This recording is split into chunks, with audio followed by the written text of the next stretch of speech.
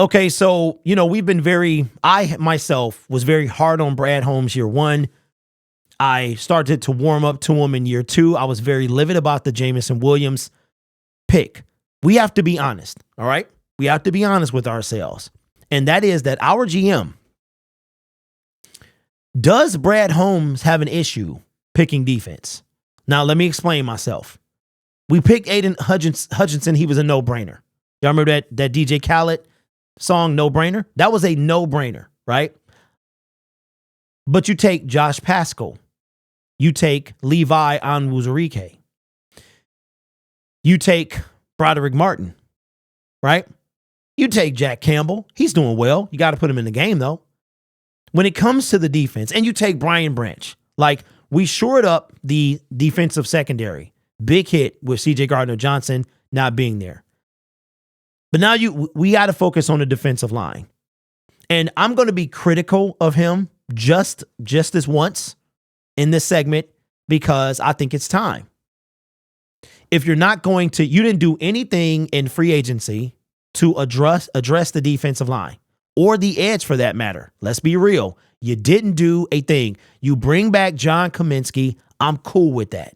John, we know what he is. We know who he is. We know what he does. Okay, cool. You bring back Isaiah Buggs. I think he might have needed a contract as well. And that's cool. We got those players. We also had, and I know they couldn't get them because these players were on their respective teams, but during the offseason, I started, one of my very first free agency videos was Deron Payne. Why did I focus on a defensive tackle? Because just as much as an edge, at that time, we needed one. We needed an edge. We needed a defensive tackle. But it seems like that y'all focused on James Houston. The issue is, we have James Houston. James Houston is cool. He's cool, but now he's not playing. He had 8 sacks in 7 games, whatever it was. Wonderful story. Wonderful story. But I think we can do better. I think we could have done better. Now we don't do anything. Deron Payne, we go through that whole thing. Ed Oliver, Jeffrey Simmons, every single Quinnen Williams. Yeah, were they improbable? Probably. But I want to know that my general manager was trying to call. That's what I want to know. Now we get to the draft. As much as I don't think we were, and I'm glad we didn't take Jalen Carter. We didn't take Jalen Carter. We didn't take him. But what we did do is we take a project defensive tackle. Okay, cool. They saw something in him that we didn't get to see. But why is he not playing? So now we going into week 3. We have a top 10 run defense, but we need some records. Now, y'all be like, well, what's the big deal about sacks? Don't we get pressures? We do. Okay. But you know who can get out of pressures? Mobile quarterbacks. To me, a pressure means absolutely nothing. It doesn't matter. Okay. Sacks, you have potential fumbles, you have loss of yards. If you pressure, yeah, you can cause an erratic throw. But to me, pressures are overrated. I'll just say that. So I won't say they mean nothing. I'll say they're overrated. Has Brad Holmes done enough? If we continue to not get any pressure on the quarterback, our run D falls apart, and we continue to get gashed up the middle by mobile quarterbacks, do we have a problem? Do we have a problem? Hunyu says, yes, Brad couldn't draft D-line, McNeil, Levi, and Pascal all bad. Okay. McNeil was when? What round was he taken in? I know Pascal was second, right? Onwuzurike was second round. When was McNeil? Is he a third rounder? When was he taken? It's not the defensive draft issue. It's a defensive line drafting issue. We got Rodrigo, Joseph, Branch, Campbell, all missed. Well, that's what I'm focusing on, Ryan, is the defensive line. We could have had Carter and Nolan Smith.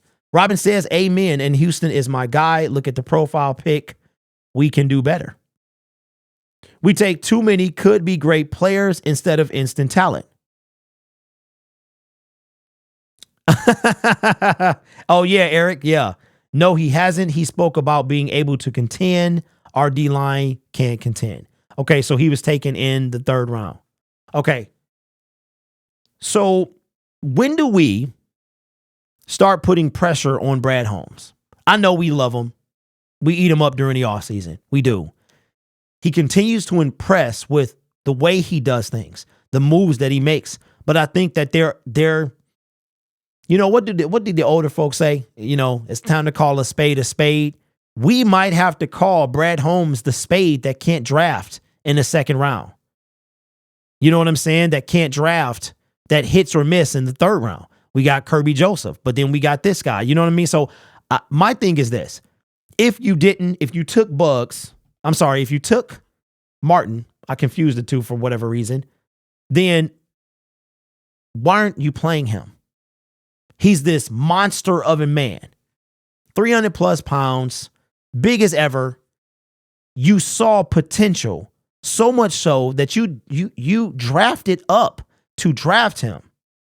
Why isn't he playing? I'm just saying. Now, all of this could be water under the bridge. And this is why, ladies and gentlemen, winning covers everything. Notice that the phrase winning cures everything is false, because we won last year and it didn't cure any of our deficiencies. We got better on the defense overall, yes, but it covers everything. Because now that the minute we lost, now we need a defensive line, we need a pass rush. All that stuff was there at the end of last year. All of it was here during the Kansas City Chiefs. But because we won that game, it wasn't so apparent. We weren't focusing on that. But now we lose to the Seahawks, who lost to the LA Rams at home, and now everything is visible, right? So I'm not saying that Brad Holmes is a failure. But just like Dan Campbell is responsible for some of his play calling, Brad Holmes is responsible to shore this defensive line. And I'm going to end the segment by saying this. This year, I do not want any excuses from Brad Holmes. None. Not a one. Make something happen, whether it's in free agency or the NFL draft. If you don't trade your 1st round pick for Brian Burns, you need to get somebody on the defensive line. There's nothing. I don't want a cornerback. I don't want a linebacker. If you're going to do anything, get those pieces in free agency. You got to do one or the other. All right. So I don't know if any of the defensive tackles were franchise tagged. I think they all got deals. The only one, even Chris Jones, right? So Chris Jones, is he playing through this year or this year and next year? I'm not too familiar with how that worked. But this is the end. We're going into year 4. Our defense is nothing to be feared, and it's time to address the defensive line the right way. And I'm talking not project dudes. I'm talking about instant monsters. That's what it's time to be. Now, like I said, as much as I don't care for Jalen Carter, drafting him, he would have filled a need, and he would have been that dude in the middle. Like, we would have had to deal with everything else, but he fills a need. He's a position of need, and he's a dog, right? Maybe one that we couldn't keep on the leash. I don't know. But the point is, to me, Brad Holmes is out of real estate. I'm not saying he's going to get fired and all. What I'm saying is this is his final year of, you remember on, Fast 7? Fast 6, Fast 5, whatever it was, when they was on a big old plane and they were going on the longest runway in film history. This runway had to be 10 miles, 10, 15 miles. It never ran out. Well, Brad Holmes is at the end of that runway. Those 3 years he is at the end. It's time to take care of the defensive line.